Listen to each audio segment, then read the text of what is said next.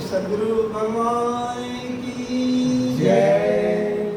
ये परमात्मा की बहुत कृपा है। ये लोग पूछते हैं कि आपका धाम तुम शब्द से क्यों चला।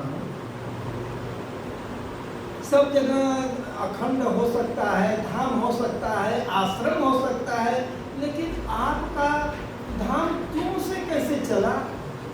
हर जगह ये चर्चा बनी हुई है कि तुम कहाँ से आ गया। अब ये कौन ऐसा शब्द है कि कोई का भगवान का शब्द नहीं है, कोई शास्त्र का शब्द नहीं है, कोई एक पर्याय नहीं है, लेकिन तुम कहाँ से आ गया।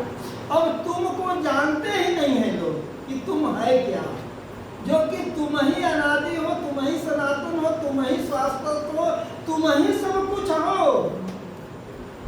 और जिधर भी देखो दृष्टि खोलो वहां तुम ही तुम हो। जिसको लोग परख नहीं पाए तो एक शब्द हम दो रहे हैं। और यहाँ कहते हैं कि तुम पूर्ण परमात्मा। देखो ये खंड नाम है, तो अखंड में पहला शब्द है तुम। इसके चारों का हम व्याख्या करेंगे, आज नहीं दे रहे हैं, आज एक शब्द बोल रहे हैं कि तुम ही तुम हो। कि तुम शब्द आया किसका संबोधन दे रहा है कि तुम ही तुम हो। इसके अलावा सृष्टि में कुछ नहीं है तुम्हारे अलावा। तो यहाँ सभी लोग वंदना करते हैं लेकिन समझ नहीं पाते हैं। यहाँ देखो परमात्मा के लिए विशेष दिया गया कि पार ब्रह्म परमेश्वरा कि तुम पूर्ण परमात्मा, तुम अंतर्यामी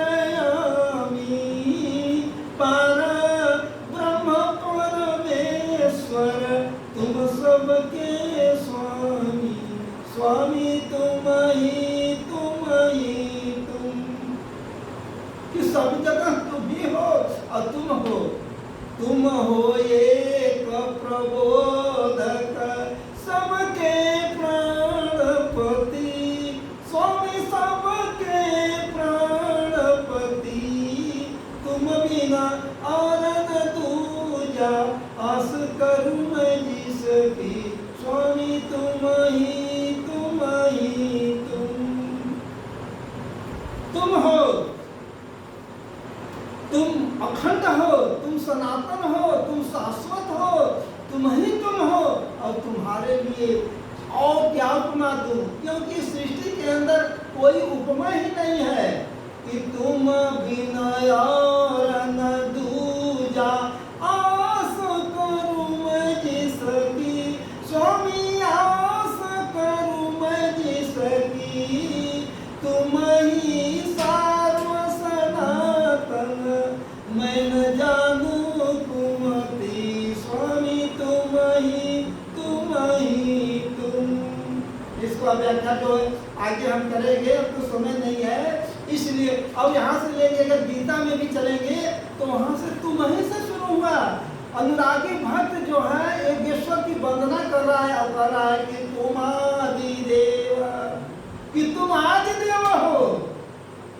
देखो परमात्मा के लिए क्या रहा है, तुम आदि देव पुरुष पुराण, तुम विश्वस्य परम निधानम, वेत्तासि वेद्यं च परम च धाम, त्वया त्वं विश्वयनंत रूप।